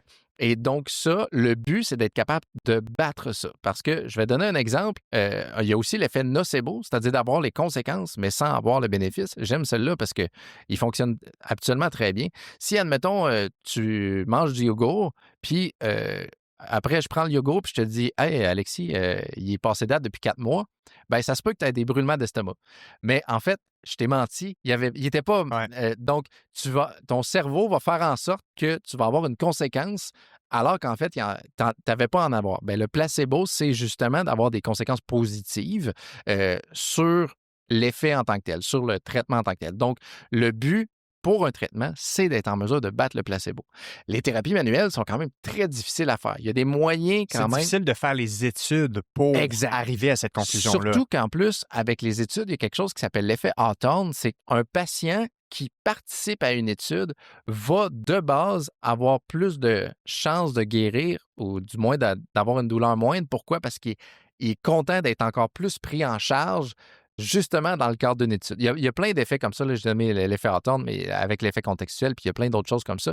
Donc, le but, c'est d'être en mesure de faire beaucoup de patients pour tenter d'avoir le plus, disons, de données statistiques pour s'assurer que la thérapie manuelle en tant que telle, elle fonctionne. Et évidemment, si c'est possible de le faire en double aveugle, sinon en simple aveugle. Mais bon, c'est quand même assez difficile, je dois dire, en thérapie manuelle. Puis je dirais même qu'il y a comme une étape, disons, préliminaire qui est de définir la théorie proposée de cette thérapie manuelle. C'est ça. Parce que, par exemple, on n'a pas besoin d'un essai clinique randomisé pour valider si la fée des dents existe. Exact. Si on affirme que la fée des dents existe, on peut simplement se questionner avec tout ce qu'on connaît en science, la plausibilité des choses. Exact. Est-ce que c'est même plausible? Le concept de plausibilité, c'est comme la première question avant de se poser une question de recherche, c'est de se poser la question, est-ce que ce serait même possible que ça existe avec ce qu'on connaît scientifiquement? Exact. Fait que de la même façon que si thérapie manuelle il y a, de définir qu'est-ce qu'on pense qui est proposé comme effet de la thérapie manuelle. Donc, par exemple, je vais faire une thérapie manuelle et ça va aider ta douleur. OK, par quel mécanisme ça va aider ma douleur? Exact. La réponse à ça, grosso modo, c'est l'affirmation à évaluer ou à challenger. Donc, si je dis, quand je vais faire ma thérapie manuelle, ça va libérer une énergie de ton corps et cette énergie-là va te permettre de guérir. Exact. C'est ça qu'il faut analyser pour déterminer si c'est pseudo-scientifique ou non. Oui, bien en fait, je vais même dire, je vais séparer ça en 3. Quelle est la théorie proposée d'abord, les concepts théoriques de cette thérapie manuelle-là? Ça, déjà, si c'est pseudo-scientifique, bien, ça ne fonctionne pas. En deuxième, les traitements. Parce que des fois, la théorie peut être pseudo-scientifique, mais les traitements peuvent être vus comme efficaces. Donc, ça veut dire que probablement que la théorie elle-même, même si elle est pseudo-scientifique, bien, il y a quelque chose à faire avec les traitements. Oui, il y a probablement une autre explication pourquoi ça fonctionne. Et le troisième, c'est quels sont les mécanismes biologiques qui, très souvent, sont en lien avec la théorie pour l'explication des résultats du traitement. Donc, très souvent, on peut avoir quelque chose de pseudo-scientifique dans un des trois, dans deux des trois, ou même les trois. Là, je vais donner l'exemple du toucher thérapeutique qui a été débunké par une fillette de 9 ans. Le toucher thérapeutique, c'est supposé que le toucheur thérapeutique, je ne sais pas comment on appelle ça. La personne thérapeutique. Qui est supposément être capable de ressentir les énergies des gens qui sont là. Puis la petite fille qui l'a débunké, c'est simple, elle a mis un drap blanc, puis elle a mis soit sa main droite, soit sa main gauche quelque part, puis l'autre personne devait être en mesure de ressentir si la main était là ou pas, puis ils n'ont pas fait mieux que le hasard. Donc déjà, de base, ça a été... je ne vais pas dire débunké, mais pas loin. Donc... mais cette théorie-là de dire que la personne ressent l'énergie, ben on va dire que c'est pseudo-scientifique. Pourquoi? Parce qu'il n'y a pas suffisamment de preuves pour être en mesure de dire que ça existe. Ouais. Donc, la théorie derrière, elle est pseudo-scientifique, mais si jamais on se rend compte, par exemple, que les traitements pourraient fonctionner, ben là, les traitements ne sont pas nécessairement pseudo-scientifiques, mais il faut se questionner à savoir quel autre mécanisme fait en sorte que ça fonctionne. Exact. Parce que quand quelqu'un fait une thérapie manuelle, s'il y a un effet réel, fait que la personne se sent mieux ou même Tout à fait. guérit de sa douleur, par exemple, si on est dans un contexte de douleur, Mhm. ben, l'effet pourrait être réel. Il pourrait avoir un mécanisme qui a amené un traitement de la condition, mais ça pourrait quand même rester une pseudoscience qui a Ouais, été proposée. tout Et à fait. finalement, il y a une meilleure explication à pourquoi la personne s'est améliorée que l'énergie a été libérée. C'est ça. Ou je pourrais donner Tout un à autre fait. exemple que j'ai réussi à rééquilibrer l'homéostasie du corps, Par exemple. ou j'ai réussi à replacer une articulation et là, l'énergie circule mieux, Ouais, par exemple. l'électricité circule mieux. C'est Parce ça, que ça, c'est exact. tous des mécanismes que dans les pseudosciences, les pseudomédecines vont être mises de l'avant Exact. pour expliquer pourquoi ma thérapie manuelle Exact. fonctionne pour t'aider. Tout à fait. C'est exactement ça, ouais. Euh, donc, je te lance quelques éléments, puis Vas-y. j'aimerais ça que tu me donnes ton avis par rapport à quelques théories qui existent en thérapie manuelle. Oui. Fait que là, j'en ai déjà survolé, mais la théorie qui affirmerait que la thérapie manuelle pourrait influencer quelconque énergie vitale dans le corps. Ouais. Qu'est-ce que tu penses de ça? Ben déjà, ça marche pas. Le niveau pseudoscience, on est là-dedans. Parce que énergie vitale dans le corps, on en revient un peu à ce que tu disais. C'est quoi la définition de énergie vitale dans le corps? Parce Mhm. que si la définition est adéquate, peut-être le terme énergie vitale n'est pas bien dit, mais moi, dès qu'on parle d'énergie étant physicien, là, l'énergie, c'est la capacité d'un corps à pouvoir réaliser un travail. C'est La capacité, définition, la définition, en fait, c'est la capacité d'un système à pouvoir réaliser un travail. Là, j'ai dit corps parce qu'on ouais. on parle de santé, mais c'est la définition de énergie. Donc, tu sais, sortir l'énergie vitale, Faudrait définir qu'est-ce que c'est. faudrait définir qu'est-ce que c'est. Mais déjà là, moi, je vois un petit red flag. Moi, Et je vois. si, par exemple, par chance, on réussit à définir ce que c'est, il faudrait être capable de dire, parfait, comment on mesure Exact. l'énergie vitale? Exactement. Parce que si on avance qu'on peut influencer, modifier, augmenter, Tout à fait. diminuer l'énergie vitale, ça Exact. veut dire qu'on a une façon de mesurer ça. C'est ça. Donc, Exact. quelle est votre méthode de mesure Ouais. pour cette énergie-là? Ouais, exact. Et si on n'a pas de méthode, on revient à nos fondements scientifiques. Ça veut dire qu'elle n'est pas vérifiable. Oui, Donc, on ne tout à peut fait. même pas vérifier ce qui est avancé. Ben, gars, j'ai le goût de donner même un exemple que beaucoup de scientifiques vont mentionner. La théorie des cordes. C'est pas une théorie, puis c'est même pas une hypothèse. Une C'est quoi théorie, la théorie des cordes? une théorie des cordes, c'est plus un modèle des cordes. Théorie OK. des cordes en physique, ça tente d'expliquer le monde, comment il fonctionne et réunir toutes les forces de l'univers. Mais c'est pas une théorie. Une théorie est un consensus scientifique, puis c'est même pas une hypothèse. Pourquoi? Parce qu'on n'est même pas capable de la tester. Hmm. Puis je me rappelle d'avoir vu un chapitre sur un physicien qui a dit voici toutes les données qu'on a sur la théorie des cordes. Le chapitre dure une ligne, puis on n'a absolument rien sur la théorie des cordes. OK. Puis en fait, ça revient un peu à ça. Donc, même si quelqu'un te parler d'énergie vitale, non seulement il faut bien le définir, mais il faut être en mesure d'être capable de soit le mesurer, de l'observer, puis il faut que ce soit réfutable. Il ne faut pas que ce soit irréfutable. Ça revient à notre hypothèse de tantôt. Donc, je donnais l'exemple de la théorie des cordes parce que je l'aime bien, parce qu'il y a beaucoup de scientifiques qui l'aiment beaucoup, la théorie des cordes. Là. Donc, si je comprends bien, quelqu'un qui avancerait une, entre parenthèses, entre guillemets, théorie, si une théorie est un consensus scientifique et que ce que la personne propose ne l'est pas, on Exact. appellerait ça une pseudo-théorie ou est-ce qu'il y aurait un autre terme En fait, c'est plus que approprié? ta théorie, il y a hypothèse lorsqu'il y a les trois Ouais. caractéristiques. En dessous, la théorie des cordes, j'appelle ça un modèle. Pourquoi? Parce que c'est vrai que ça peut bien expliquer l'univers. C'est juste qu'on n'est pas en mesure de pouvoir le tester. En dessous, il y en a qui vont appeler ça scénario. C'est-à-dire qu'on affirme quelque chose, on n'a pas de preuve que ça existe, ça peut être irréfutable. Puis Est-ce une croyance dans ce cas-ci? oui, on pourrait dire une croyance. OK. On pourrait dire une croyance, tout OK. à fait. Ce Tout qui à fait. serait un terme alternatif. Un terme alternatif. Parfait. Deuxième exemple, si ma théorie affirme que ma thérapie manuelle permet d'améliorer la capacité naturelle d'autorégulation du corps et de revenir à l'homéostasie, qui est de revenir à l'équilibre. Donc, avec mes mains, je suis capable de biaiser le corps à lui-même s'autoréguler et à revenir à son homéostasie. Je dirais la même chose. C'est sensiblement la même réponse. Il faut être en mesure de pouvoir prouver que c'est vrai. Donc, faire vraiment des études. Il faut le définir, Il d'ailleurs. faut définir ces c'est termes-là. quoi. Qu'est-ce que ça veut dire, capacité d'autorégulation? Qu'est-ce que ça veut Exactement. dire, revenir à l'homéostasie? Tout à fait, tout à fait. Donc, je dirais la même Parce chose. qu'il y a des pseudosciences qui affirment que tout corps a la capacité de s'autoréguler et qu'on mise sur la capacité intrinsèque du corps à s'autoréguler et à se maintenir en homéostasie. La meilleure preuve que ceci n'existe pas, les maladies auto-immunes. Ouais. C'est-à-dire qu'il y a des maladies que le corps attaque le corps. Oui, exact. Donc, clairement, le corps n'a pas la capacité Non. indéniable de s'autoréguler intrinsèquement de façon naturelle. Il serait intéressant de faire ces thérapies-là sur des gens qui ont ces maladies-là. Effectivement. Mais faudrait quand même... Ça serait moins éthique de faire que ça, par contre. Fait que, tu sais, dans l'analyse de est-ce que c'est plausible, ben, on a des exemples multiples de maladies qui existent. Tout à fait. Comme le cancer.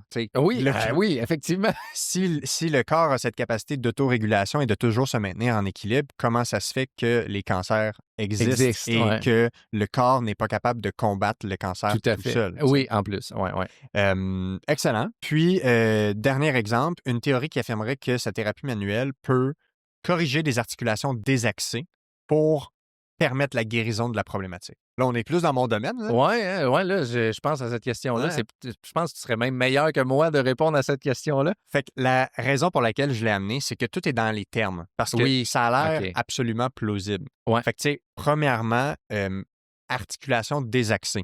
Ouais. Qu'est-ce que ça veut dire?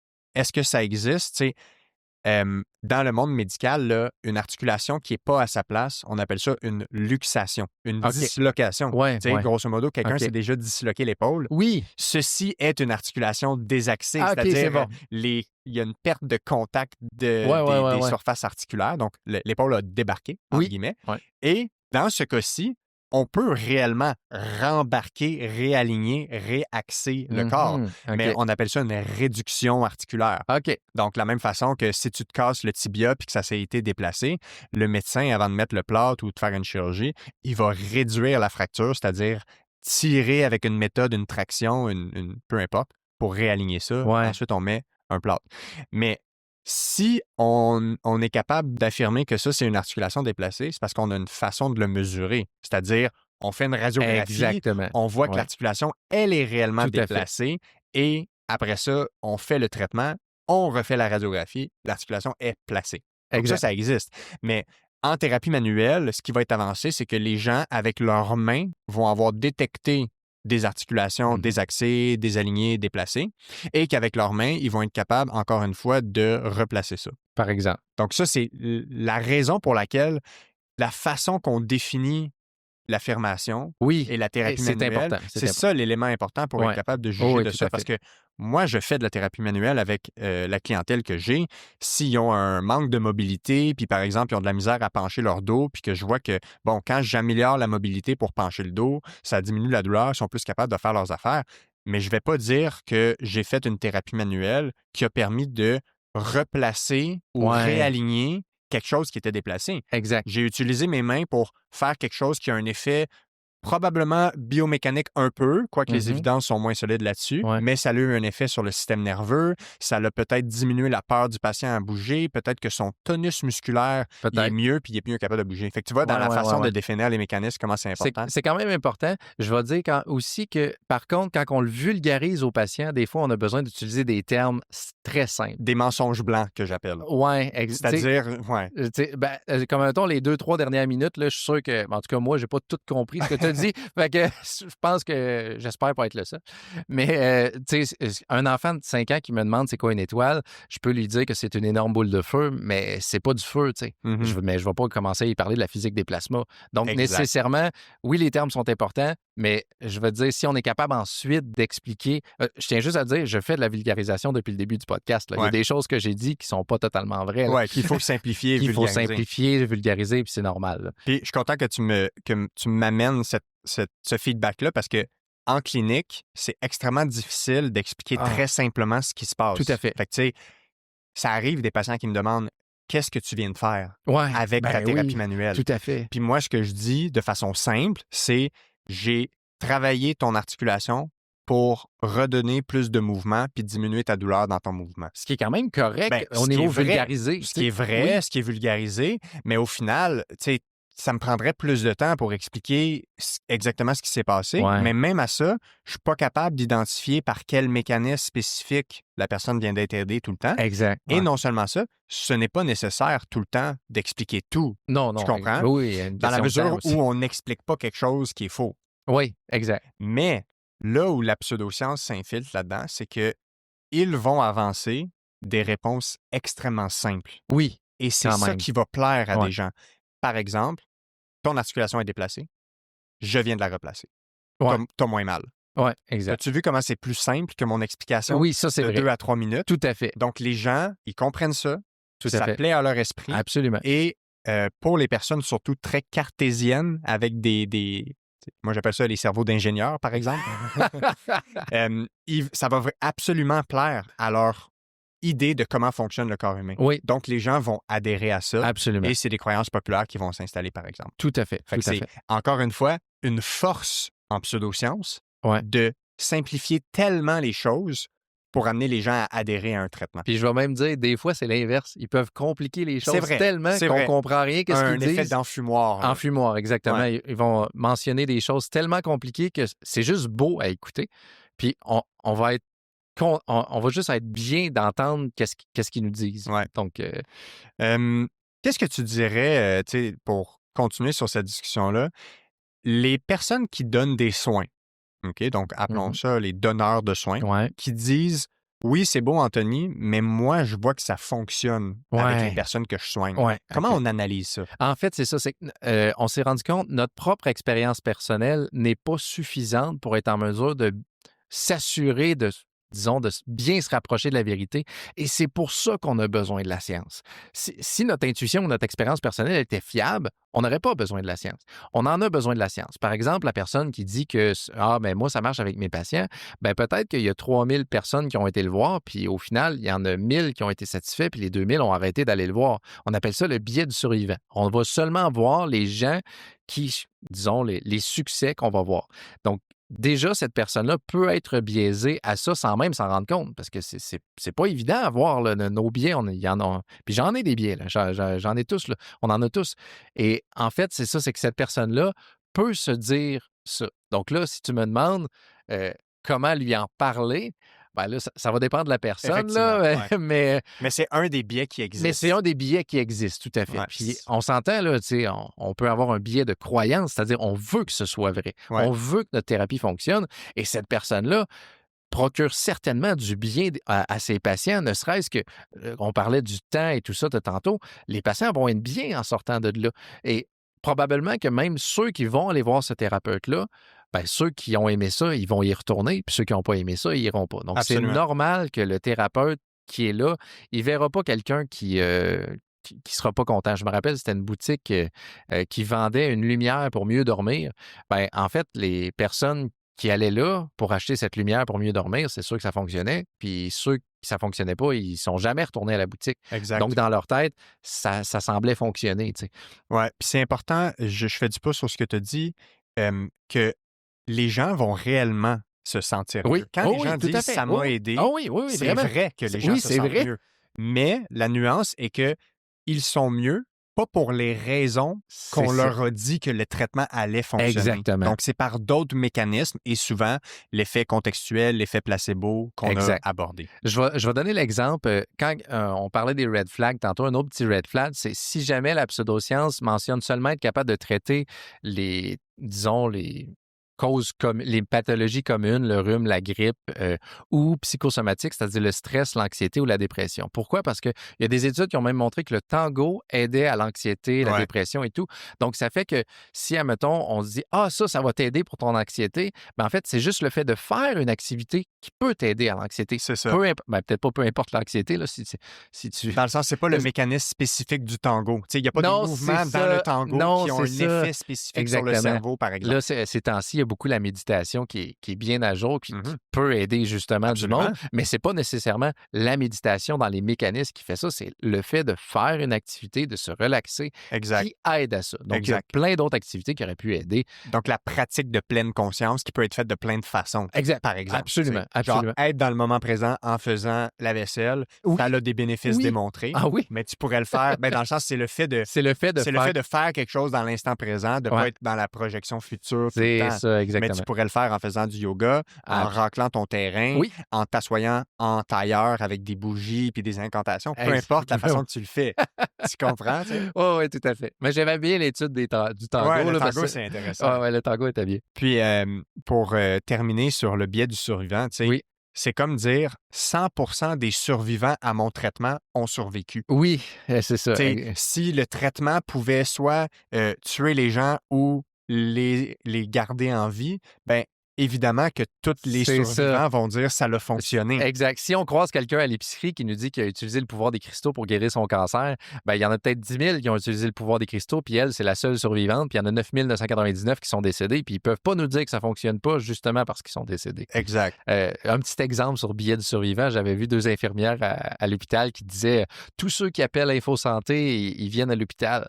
Mais en fait, c'est que vu qu'ils travaillent à l'hôpital, ils ne voient que les gens qui appellent Info Santé Ouais, et qui vont à l'hôpital. Ils voient pas ceux qui appellent Info Santé et qui ne vont pas à l'hôpital. Ouais. J'avais trouvé ça fantastique. C'est clairement un billet du survivant. Là. Ouais, puis c'est ça, c'est notre biais de contexte ou notre biais de pratique. Oui. Moi, je sais que je ne reçois que des gens en douleur. Je suis dans ma clinique, fait que c'est sûr que j'ai fait des associations dans ma tête de normal. les gens qui ont ça et qui ont de la douleur, mais peut-être qu'il y a des gens qui ont ça et qui n'ont pas de douleur. Ils sont juste pas dans mon bureau, évidemment. Ça, je suis conscient de ça, là, effectivement. OK, puis, tu sais, est-ce qu'on pourrait, bien, évidemment, on pourrait dire un peu la même chose aux gens qui reçoivent ces soins-là puis qui se disent, oui, mais moi, ça m'aide.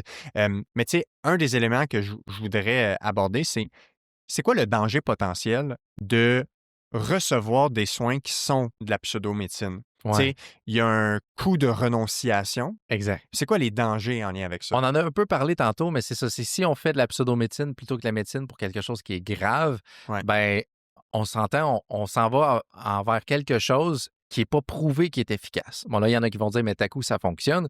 Mais en fait, c'est justement, si c'est pas prouvé que c'est efficace, la probabilité que ce soit efficace est extrêmement faible parce que sinon, probablement qu'on le saurait. Probablement qu'il y aurait des études qui auraient été montrées que ça fonctionne.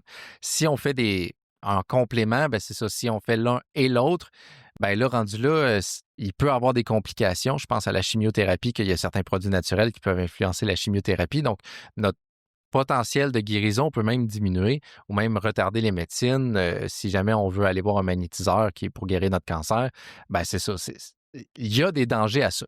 Puis si, admettons, on se dit qu'on y va pour une pathologie qui n'est pas trop grave, admettons un problème de dos. Admettons un mal de dos. Un mal de dos, puis que ce n'est pas un mal de dos qui va avoir des conséquences gigantesques. Oui, ben, tu sais, les stats, c'est 1 à 4 des maux de dos qui seraient sérieux et graves. Fait que, tu sais, c'est vraiment pas beaucoup, là. OK.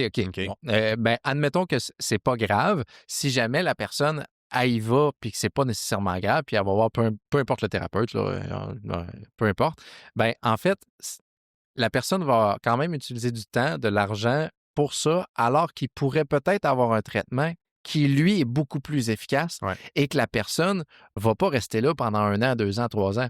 Tu sais, par exemple, je ne sais pas combien de temps le maximum que tu as vu un patient, là, mais en physiothérapie, si j'ai encore, à moins des problèmes chroniques, là, mais si je suis encore là après 1 an, il y a peut-être quelque chose qui ne marche pas. Là. Puis je dis la physio, mais c'est comme ça pour la médecine. Là.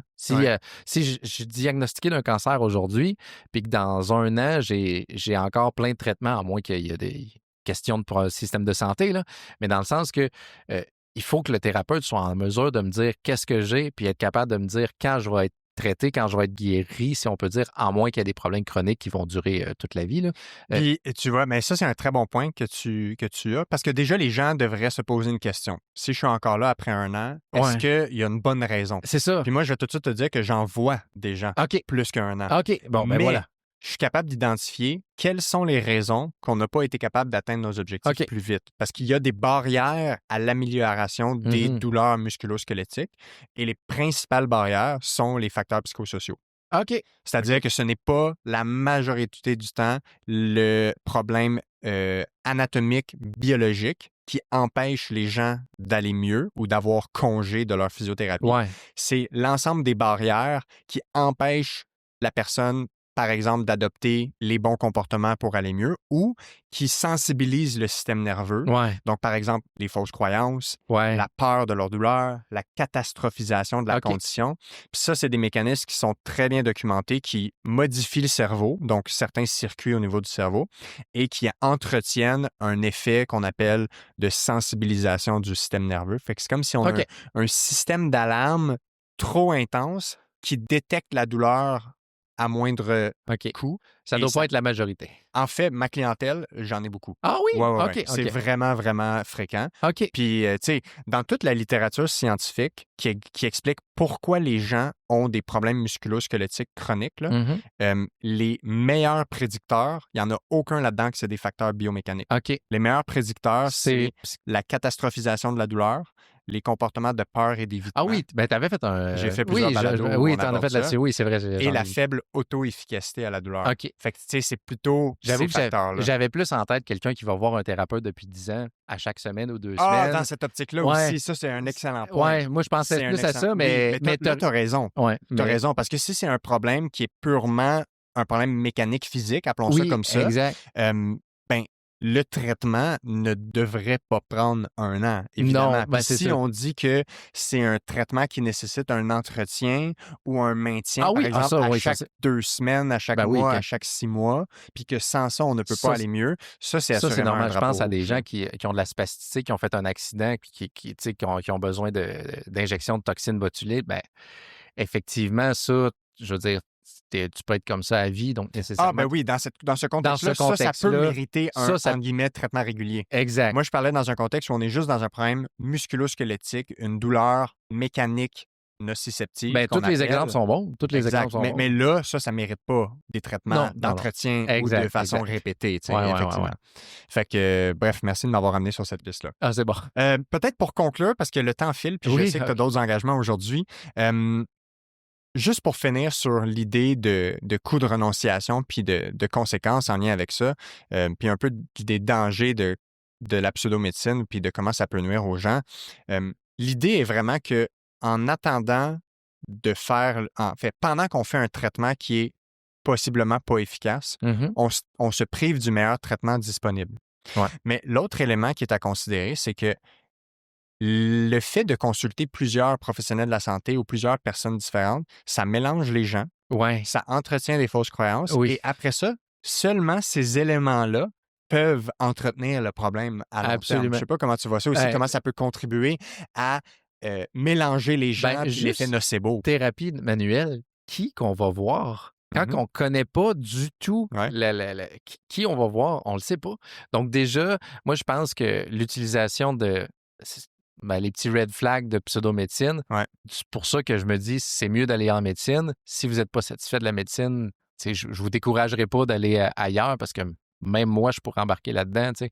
Mais je dirais, conseil aux gens, ce serait vraiment, s si, mettons, vous allez voir un physiothérapeute pour un problème neuromusculo-squelettique puis ça ne fonctionne pas, vous pouvez aller voir un autre physiothérapeute. Exactement ce que je dis, tout le temps. C'est souvent non, mais si, admettons, tu n'es pas satisfait d'un Absolument. architecte, tu t'en vas pas voir, Un avocat pour construire ta maison. c'est ça, exact. Tu vas voir un autre architecte là, ou peu importe, mais tu vas rester dans la même sphère, dans le même domaine. Puis c'est vrai que ça peut être difficile de se rendre compte c'est quoi le même domaine pour ça. Ouais, je suis 100% d'accord. Si 20 types de thérapies différentes qui, eux, chacune vont dire aider les problèmes de dos, Ouais. ben là, puis en plus, je m'en vais voir un physio, ça marche pas, ben d'instinct, je vais me dire, je vais aller voir quelqu'un d'autre. Mhm. Mais en fait, je vais aller voir un autre physio, par exemple. Ouais. Donc, Puis, tu sais, le fait qu'il y ait une confusion dans le public Ouais. de qui fait quoi, qui a étudié où, difficile. puis qu'est-ce qui est réellement efficace, tout à fait. ça donne l'impression aux gens qu'il y a réellement multiples options Oui. en termes de traitement. OK? En Alors, termes de différentes professions, par exemple. Alors que si tu demandes à la science de répondre à quelles sont les meilleures pratiques pour le traitement du mal de dos, il va te nommer des interventions exact. spécifiques. Mhm. Et ces interventions-là, si tu regardes quelle est la définition de la physiothérapie, c'est d'utiliser ces interventions-là Exact. pour traiter les problèmes musculo-squelettiques, par exemple. Je vais donner un exemple. Peut-être que tu ne seras pas d'accord, puis tu me le diras. En fait, je vois beaucoup de nouvelles thérapies manuelles à chaque année Ouais. aux États-Unis ou en Allemagne, en France. Là. Puis, très souvent, c'est toute de la pseudomédecine. Là. C'est basé sur des choses un Mhm. peu loufoques. Mais j'ai l'impression qu'il y en a beaucoup ils se rendent compte que ça ne fonctionne pas. Donc, ils éliminent ce qui ne fonctionne pas, puis ils gardent que ce qui fonctionne. Donc, au final, ben, ils vont faire ce que les physiothérapeutes vont faire. Puis même, si, admettons, on se rend compte qu'une thérapie manuelle, une intervention fonctionne, ben, la physiothérapie va faire « Attendez, ça fonctionne, ben, on va le prendre. » Absolument. Donc, parce que les connaissances sont accessibles à tous. Donc, au final, j'ai l'impression que une nouvelle thérapie manuelle qui serait inventée aujourd'hui, elle ne pourra pas être meilleure que la physio parce que la physio, elle, va se baser sur ce qui semble fonctionner. sur la littérature. Puis juste pour préciser encore, c'est que la thérapie manuelle, ce n'est pas de la physiothérapie. Ouais, non, c'est ça, exact. La physiothérapie est une pratique scientifique pour traiter les problèmes neuromusculo-squelettiques. La branche de la médecine issue. Ou en fait, la thérapie manuelle est une intervention qui est utilisée, entre autres, par les physiothérapeutes. Exact. Mais, tu sais, quand quelqu'un fait de la thérapie manuelle, là, si elle est scientifique, c'est par les mécanismes qu'on connaît déjà, entre autres, beaucoup cités dans l'étude que je t'ai parlé tantôt, dans le sens qu'il n'y a pas d'autres mécanismes de la thérapie manuelle documentés. Donc, si quelqu'un qui ne se présente pas comme physiothérapeute fait une thérapie manuelle qui a réellement des effets, c'est une thérapie manuelle qui est scientifique, mais c'est de la physiothérapie, finalement. Moi, je vois ça comme ça. C'est une intervention qui est, par exemple, de la physiothérapie. Moi, je vois ça comme ça, mais je ne suis pas expert du neuromusculo-squelettique, mais je vois ça effectivement comme ça, tout à fait. Parce que dans le sens que la science de ce qui fonctionne pour les problèmes musculo-squelettiques, elle existe, elle est pleine et elle est entière et elle évolue, puis on l'ajoute à chaque fois. Absolument. Fait que si ce que tu fais fonctionne, dans le fond, c'est que tu utilises la thérapie physique pour traiter les problèmes neuromusculo-squelettiques. C'est la définition de la physiothérapie, par exemple. Que ce soit des exercices ou de la thérapie manuelle ou de l'éducation. Oui, peu importe. Fait que je pense que c'est ça quand on parle de définition puis de qu'est-ce que les gens font ou proposent, c'est une question d'analyser qu'est-ce qui est dit puis qu'est-ce qui est vrai là-dedans. Exact.